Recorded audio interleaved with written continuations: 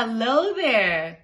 Welcome to the chat with Selassie, and I am Selassie. We're just going to dive straight into it. This is just a continuation of the conversation we were having previously. So if you watched last week's episode, this is just a continuation of last week's episode. I hope you continue enjoying our content, and I hope that if our channel resonates with you, we would love for you to join our community, to be a part of us. And yeah, so let's go right into it. Thank you.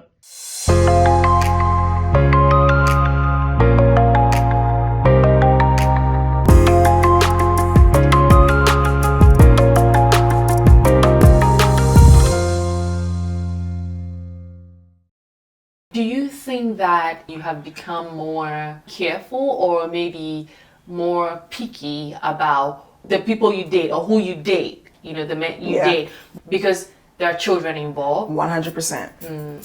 100%.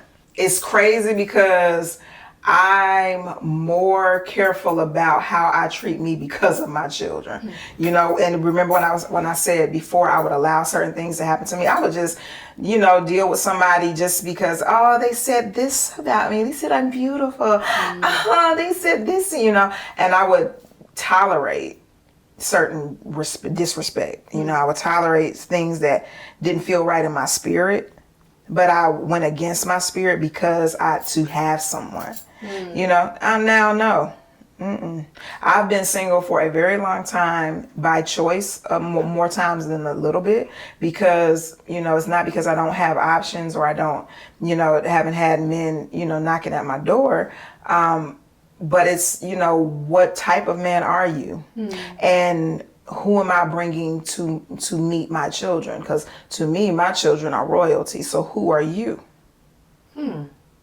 Because they have to be able to see mommy make good choices. Yes.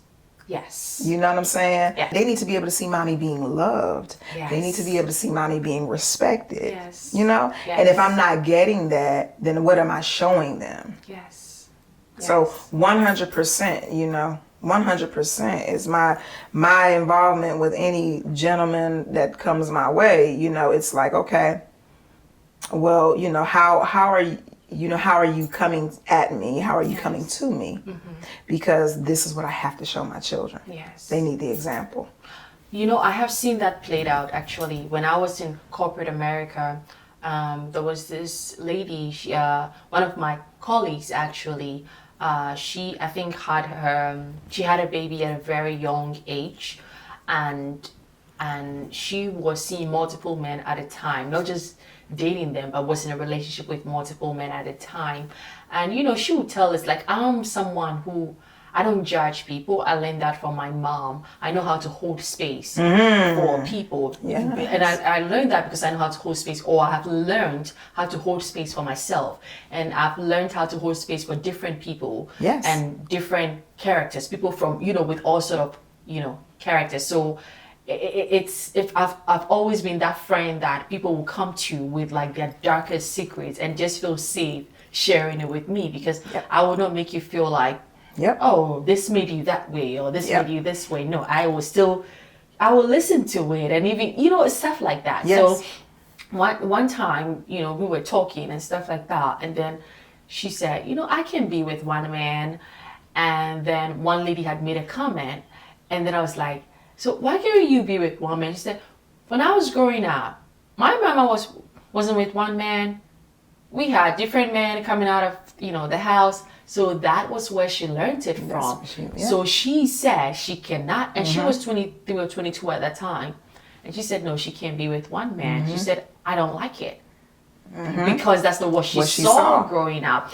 So children do what they see. Yes. They don't do what they say they're told. Yes. So their definition of love will come from, how, like, this is how I saw my mom being loved. That's why when children see abuse at a very young age, even though maybe if the parents not being abusive to them, but they're being abusive to one another, they think that is love.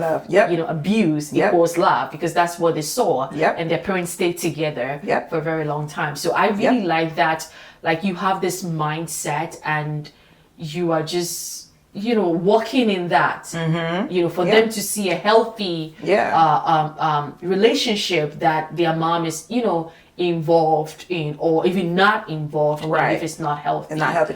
But and on the flip side of that though, because that is important that they see that healthy thing, but when they don't see it too, then it's like you have to find it somewhere. You have to find it, you know what I mean? So, and I that's one of the things that I've battled with, because I'm very particular about who's around them, and and who has an influence on them. And so, I'm very particular about that. So I have been single for a long time. So they haven't seen mommy with this man and that man. They haven't seen those, my son just told me, he just told me a couple weeks ago, I need to get out. He was like, you need to get out and you need to meet. That's what he told you? He literally told my 12-year-old son, said, mommy, you need to get out and you need to meet people. And I was like, I do get out. He said, no, you really don't.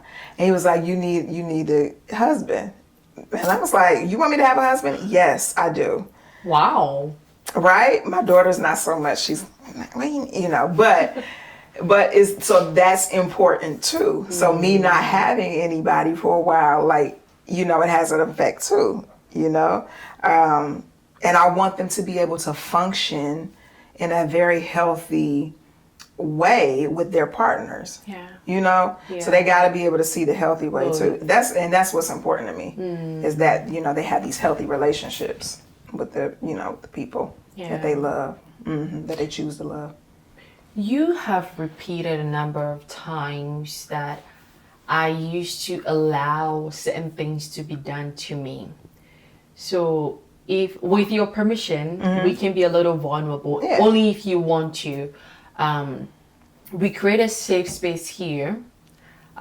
We have told our community that this is, a space where we hold space for ourselves and for one another to freely tell our stories without, judgment of ourselves or of anyone. So if they decide to judge, that's on them.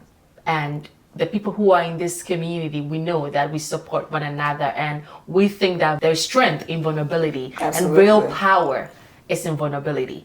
So if you want to, we can go there. Like, what are some of the things that before your children came, you allowed? And I like the way you used it. You said, I allowed it to be done to me, because I'm a strong believer that when someone hurts you, we don't admit it, but you allow the person into your life. Absolutely. You contributed to it by allowing the person into your life. Most of the time when people are in abusive relationships, especially women, sometimes we see traces of that abuse, but we still decide to go in hoping that it will change. Yep.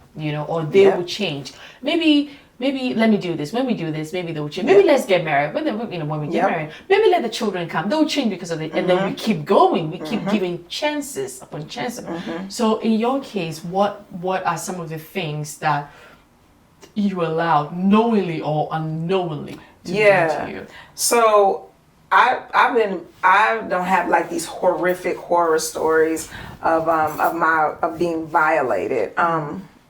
Other than my heart being violated, right? But like I've never been. Nobody's ever forced themselves. Well, I won't say they forced themselves on me. This is one of those instances where you want to like be the thing or not make somebody upset with you, so you acquiesce to what they want. Whether that's sexual or when you didn't want to have sex. And I've been in that situation before when I've had sex with my mate and I didn't want to have sex because I didn't want him to be mad at me. I didn't want to hear his mouth. You know what I'm saying, or whatever. And I gave up that part of me. I've been in that situation. I've let a lot of disrespect happen. A lot of disrespect. From my guy. It's something as simple as, which wouldn't necessarily bother me now, but now when I look back, I was like, that was a test. One of my boyfriends, we were driving along, And it was a beautiful woman walking down the street. You know, she was stacked. She, you know, she was beautiful, and she had a nice little shape. And he's driving. He's like driving, and he sees her. He's like, with me in front of me, right? I was young. Yeah. I was very green, and I was like, well, should I say something? No, be cool. Shouldn't I say be cool? Don't act like you don't care. Yeah. But I gave a damn. You know, I did. I thought that was so disrespectful. Yeah. But because I wanted him to love me so much, because he said, like you did not care. Yeah, he said he loved me. Yeah. You know, so why, if you love somebody, why would you do that? My spirit told me that was disrespect. My mind said, oh, girl, that's okay. Don't be that woman. Yeah. Don't be that Don't girlfriend. overthink it. Yeah. Don't be that girlfriend. Be the girlfriend that he wants to be with. You're better than all of the rest of them. Yeah. Be that one.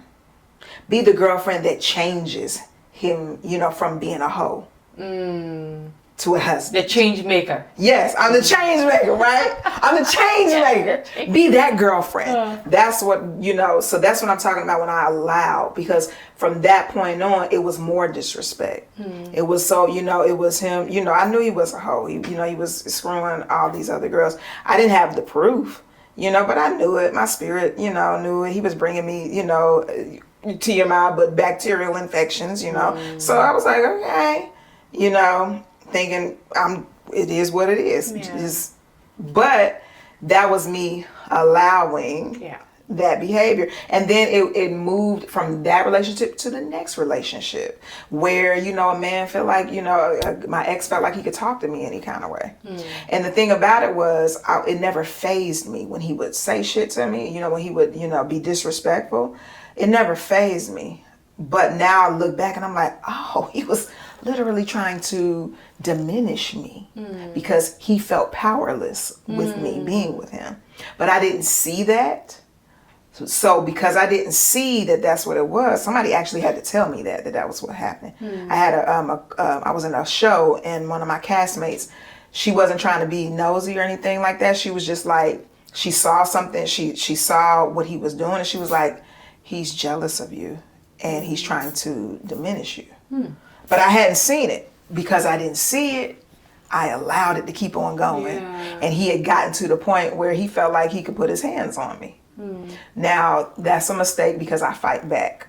So here we are coming to blows, right? Because, you know, that's what, and now he's mad. He's mad because we've come to this point.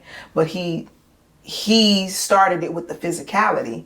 But I allowed all of the disrespect prior to happen to bring him to think that he could put his hands on me. Yeah. You see what I'm saying? Yes. So that's why I say, I allowed certain things that I wouldn't dare. Now, please, I'm not even about to entertain it. Yeah. You know? Yeah. Yeah. But I saw a lot of that growing up. Children do what they see, not what they're told. You know, I saw a lot of that growing up. I saw, you know, as powerful and as beautiful and as regal as my mother is, I saw her putting up with a lot of shit that she shouldn't have. And as a child, I knew it. I was like, why is she putting up with that? I hated it. I was like, she shouldn't be doing it. I can't. And I gave her one of her husbands hell about it. I did. I was so disrespectful. But because he was disrespectful to her. But she didn't see it that way. She couldn't see it. So she was allowing these things to happen. Yeah. You know? So it's easier, you know, when it's happening to somebody that you love and you see it. Yeah. But when it's happening to you, you can't really see it. You can't really see it. Yeah. I mean, now that we are seeing that children, you know, they see things, they learn from it unknowingly. They walk in your shadows sometimes. They do the same things that you did. Yep. Like, I saw my mom growing up. She was a business tycoon. Like, you know, she had businesses and her businesses was growing. And early on when you and I were talking, you know, without the cameras, and I did tell you that I noticed that when I'm not financially stable, I'm a little depressed. Yep. And I cannot function well. I cannot operate in my creativity when I'm not financially stable. Because growing up, I saw my mom always being financially good and single mother being financially good. So for me, when I don't have money, I go into like a fear mode. Yes, I go into panic mode. Like, oh no, I need to be financially stable. So then I work to get, be stable financially. Because, so yes, I'm working, that's simple because that's what I saw. That's what you, yeah. Growing up. Wow. Yeah. Wow. Oh my. It gets deep. It gets deep now. It is. So for you and your children, you were saying that you were, let me call it a cycle. You were breaking that cycle because you're living a healthy life, being it your love life or, even just you as a person for them to see, because that's not what they're seeing. What you saw from your mom, that's not what they're seeing now. Yeah. They're seeing something different. I guess you can say I'm breaking, that cycle, because it literally is not just my mom and my family that function like that. That's the theme of my family. So yeah, I guess you could say I am breaking that cycle. And they won't. I don't know what's going to happen for them, because they don't even see me interact with anybody. They will soon though. I have a suitor who's We'll see. It's new. It's very fresh. It's very fresh. Let's not talk about it. Let's not talk about it. Let's preserve it. Yeah. But hopefully they will see that. Okay. And that's my hope, is that they can see, their mom function in that type of relationship, and then they will, they'll have an idea of how to function in that type of relationship, So yeah, they're seeing something completely different. Well, not completely different. I won't say that, because the financial struggle is still there, which is what I saw happen a lot in my family. But I just think that's just like an American thing. But what they're seeing is they're seeing their mom being an entrepreneur. They're seeing their mom call her own shots. They're seeing their mom being, an actor, an artist, which is all of my family. All of my family are artists. Wow. But I'm like really the one who is like the performing artist, and who's actually doing something with the art, my brother and I both, we're doing something with the art.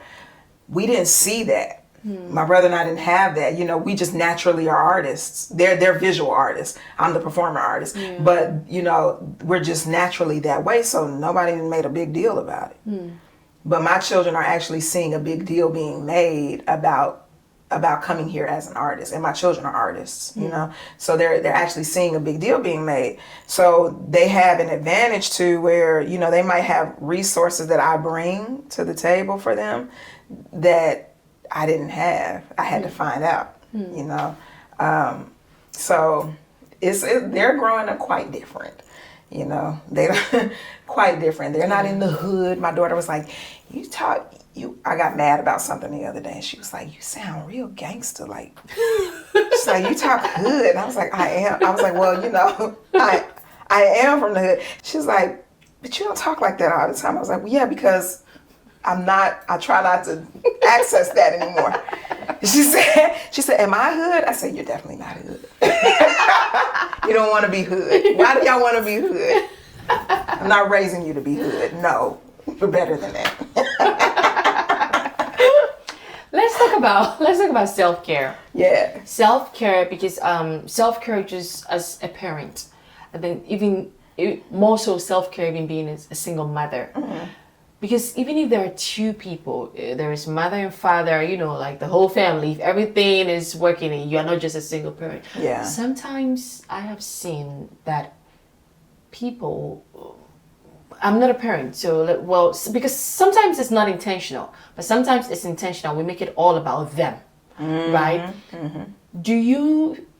Are you able to make time for yourself? I know that it will look different from when you didn't have children. Yeah.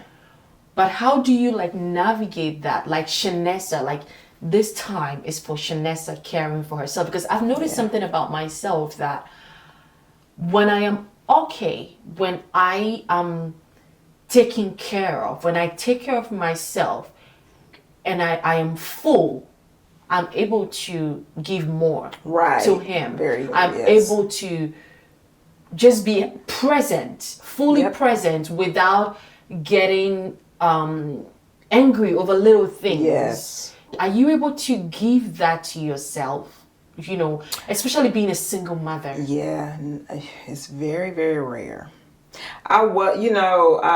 Everything that you're saying is like so spot on because when I feel like I am okay and I'm good, like I'm financially happy or financially where I want to be, the people around me are making me happy, then I take more time for myself. And you know that whether that includes, you know, like if that involves me just taking a bubble bath, you know, or going to a cafe. I like going to cafes for whatever reason and drinking lattes in 90-degree weather, you know, whether hot lattes. So whether that, I'll do things like that, but like I don't, it's rare. And I need to do more of it. And I want to do more of it because it's essential. And you feel guilty when you do it. And that's the thing. It's like, You feel guilty when you do it. yeah, there's a Right. guilt that happens. I don't know, because it's like for me, I feel like sometimes it's like, okay, I deserve this. But then I'm like, but do I really deserve it? Did I really put in enough work? Did my children really am I really being the best mom for me to earn this break from them? Like, so I battle with that. I battle with caring for myself the way that I care for others. Most moms do, though. I'm not unique in that. But it's actually rather tragic. So I don't want to be like that. Yeah. I really do want to take the time for myself, but I don't want to have the guilt behind it. Yeah. You know. So yeah, it's a constant battle. It's a constant battle. Another thing also is that I know that sometimes I think right now your son has traveled to Yes.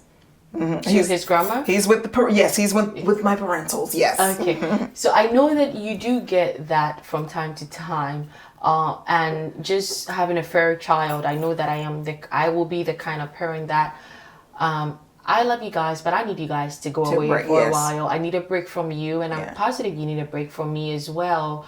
I think that I function well when we get, those breaks here and there. Are Right. you able to, how often do you get that, or are you able to get that at all? Very And do rare. you want that? Hell yeah, I want it. Girl, yes. Give me a break. Lord have mercy. That is another prayer. Mate and break.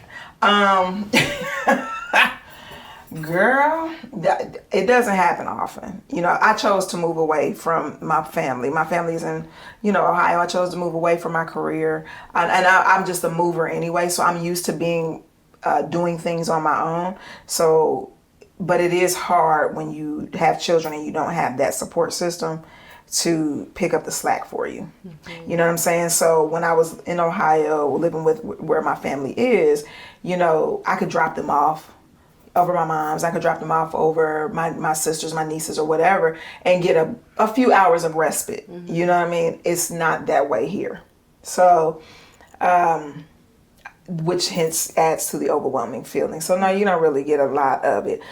But do I want it? Yes, 1,000 times yes. And sometimes the break has to come when they're in school, which is why, a big reason why I'm glad that I've been able to craft my schedule around, around them being in school, because I'm like, find an after school activity so we can create this time even longer. Yes. You know what I'm saying? Yes. So sometimes, I take the breaks then. When they're in school, I love it. I don't leave them home alone unless I really, really have to. a lot, you know. So they're never home for hours on end. But sometimes I just like, I want to go for the night and get the hell away. Yeah. But I don't do that. I don't do that. So what I'll do is I'll just craft out, you know, a few minutes at a park, decompress, you know, but you have to find it when you can. You have to find it when you can, because it is far and few between, you know, especially when you move away from your support system. I do admire this about you, and I think I said it in a different way. Looking at it from a third, like as a third person, just looking in, it looks like you do have a good balance, because you haven't made your entire life or your entire world revolve around your children, but you are actually doing things that Shanessa wants. For example, you know, you're acting, you like, it is very important to you. Like everyone who knows Shanessa equals acting. Like we know that, you know, and like just seeing you do that, because I've also seen the other side where parents or even mothers make it all single parent, like make their whole world just revolve around the children, or even like a couple, you know, married, and the ones the children start coming in, they forget about themselves as a husband and wife, and it's all about the children. And I think that in the future could even cause some resentment. Yes, you know, because it's like, you came and you took my time, you know, everything. Now I don't have anything to show for it. You know, stuff like that. So I do like how you are going and chasing after your dreams and still loving them. But you also create very self-centered people when you do that, right? When you make it all about your children, because the world revolves around them. When they grow up, the world revolves around me. Which is not like that in the real world. Not at all. Right? You create this false sense of reality for these children to grow up. You have to prepare them to be out of your house. Tell me 3 things, or share with us 3 things that keeps you going as a woman and as a single mother. One thing is, I know I haven't reached my greatest potential. And that's one of my goals before I leave this world, is to reach my great.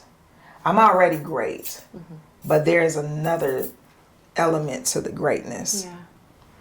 And I don't want to leave here feeling like I didn't reach it, you know? And I don't want to, because if we're reincarnated, I don't want to come back trying to figure this shit out again. I want to go and ascend. So I'm very excited to see how my parenting is going to turn out with these children. So that keeps me going. I'm excited to see them as adults and how they function in society. So they keep me going in that regard. I think I'm just like on a mission to make my ancestors proud. I feel like they are around me all of the time, and they're rooting for me before I even know what's going to happen. So I feel like I need to live out their dreams for me. Wow. Yeah. Wow. And for those of you who are on my Instagram, there was this day that I posted something about Shanessa. This is the face to what I posted about Shanessa being an acting coach that has poured into me so much. And now that I'm seeing you in person, you told me something. Udo and I were talking about it, about letting people pronounce your name right. Because I didn't used to care. You know, people, as long as they're making an effort, I didn't used to care. And you were like, nope, an effort, it's not, no. They can do better. Yes. Let them pronounce it right, yes. right? And I carry that with me. And you taught me how to be proud of who I am, meaning where I come from and my accent, because my accent used to be my something that I shied away from, something that made me feel like I don't fit in, you know. And you gave me that. You pointed that to me, that hey, you could either see that as your strength, or you can see as something else. You gave me a different perspective on that, and I Yeah. am really appreciative of that. And I think that's why, like I've kept you in my corner. Because, when someone, you don't need to spend a long time with someone to Right. know that this person, is a person of value, a person, Yes. that you don't need a long time to, just as you can see like traces of abuse when you are with an abusive person before you even commit to them. That's the same way you can see traces of goodness and value when you actually meet, a valuable person. Yeah. So that is what you are to me. And for me, I am not surprised that, you are the parents that you are. And I think your children are going to turn out beautifully. I have met Oh, your thank son. you. Yes. And he is Yes, sweet, yeah. very intelligent, very sweet, very good looking as Yes. well. I Thank haven't you. seen him in a while, but I'm Thank sure you. now he's all grown up. Now he would not care about my candies anymore. Yes, he does. Yes, he does. Yes, he does. You are one that he remembers. Yes. I don't just think, but I know that you're doing a good job, and I know Thank that you. they may not say, the children may not say it enough, and sometimes we don't see it in the now. Yeah. But as they grow and they face their own challenges, then they'll begin to appreciate what kind of mother Yeah. they had.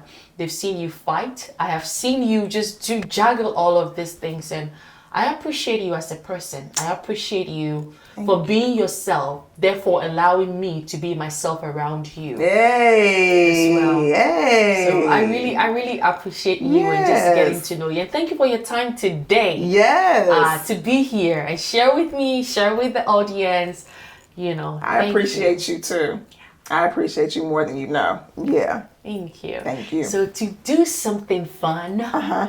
I'm going to ask you two things, to do something randomly. I'm going Okay. to ask you a question. Okay. And then I'm going to ask you to do something random that I know that you can do. Okay. But you get to ask me just one question because I am the host and I get two and you get one. Oh Lord. Okay. First question for you is, what is one thing in life you cannot live without?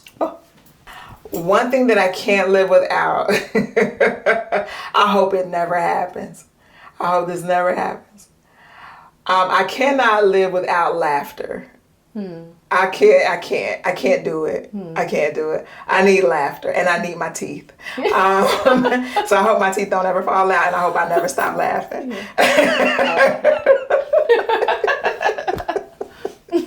Yeah. I like that. And then the second thing, which you cannot say no to, you have to do it.